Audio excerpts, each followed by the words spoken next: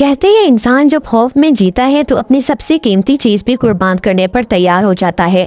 اسی خوف اور جہالت کی کہانی ہے شیوانا کی، جس میں ایک ماں اپنی معصوم بچی کو بدھ کے قدموں میں قربان کرنے لگی، کیونکہ کاہن نے کہا تھا کہ یہی اس کی مشکلات ختم کرے گا۔ اس کے آنسو، اس کی محبت اور اس کی بے بسی سب کچھ صاف دکھا رہے تھے کہ وہ دل سے اپنی بیٹی کو چاہتی ہے، مگر عقل پر پردے پڑ چکے تھے۔ شیوانا نے آ کر اس پردے کو ہٹایا اور کہا، اگر یہ بچی تمہیں عزیز ہے تو پھر تم کیوں مار رہی ہو؟ اصل عزیز تو وہ کاہن ہے جس کے کہنے پر تم یہ سب کرنے جا رہی ہو۔ بدھ تم سے تمہاری اصل عزیز قربانی چاہتا ہے، نہ کہ معصوم جان۔ عورت چونکی، سوچا اور بچی کو آزاد کر دیا۔ کاہن بھاگ گیا اور کبھی واپس نہ آیا۔ یہ کہانی محض پرانی داستان نہیں بلکہ آج کے دور کی بھی عکاسی ہے۔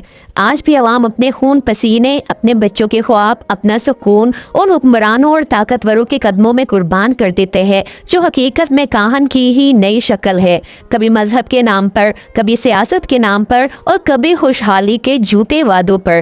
عوام کے پاس سب کچھ ہے مگر سب کچھ ان کی آنکھوں پر پردہ ڈال کر چھینا جا رہا ہے۔ اگر اس قصے کو نفعت کے اصول سے دیکھے تو تصویر مزید واضح ہو جاتی ہے۔ نفعت کہتی ہے کہ کسی بھی عمل کی خوبی یا خامی اس کے نتائج سے طے ہوتی ہے۔ جو عمل زیادہ لوگوں کو فائدہ دے اور کم نقصان پہنچائے وہی بہتر ہے۔ بچی کی قربانی ذاتی جذبات یا مذہبی رسم کے تحت تھی مگر نتیجہ صرف نقصان تھا۔ ایک معصوم زندگی ضائع ہو جاتی۔ شیوانا نے عورت کو سوچنے پر مجبور کیا اور اس سوچ نے نہ صرف ایک جان بچائی بلکہ پورے معاشرے کو ایک نیا سبق دیا۔ یہی نفعت ہے کہ ایسا فیصلہ جو سب کے لیے بھلائی لائے۔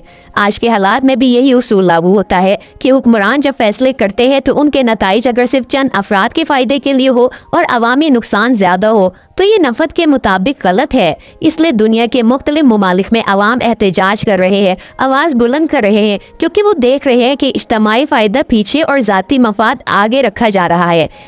نفعت ہمیں سکھاتی ہے کہ ذاتی اندھی عقیدت کے بجائے اجتماعی بھلائی کو دیکھنا چاہیے۔ جیسے اس عورت نے لمحہ بھر کے لیے سوچ کر اپنی بچی کو بچا لیا، ویسے ہی آج اگر ہم سوچ لیں اور اپنی اصل قیمتی چیز یعنی اپنا مستقبل، اپنی آزادی اور اپنی نسلوں کا سکون پہچان لے تو معاشرے میں حقیقی تبدیلی آ سکتی ہے۔ یاد رکھے، اصل گناہ جہالت ہے۔ جب تک ہم آنکھیں بند کر کے دوسروں پر یقین کرتے رہیں گے قربانی ہمیشہ ہماری ہی ہوگی۔ لیکن جس دن ہم نے نفعت کے آئینے میں دیکھنا شروع کر دیا کہ کس فیصلے سے زیادہ لوگوں کو فائدہ ہے، اس دن ہماری زندگیاں بدل جائیں گی۔ یہ کہانی ہمیں سکھاتی ہے کہ علم، بیداری اور اجتماعی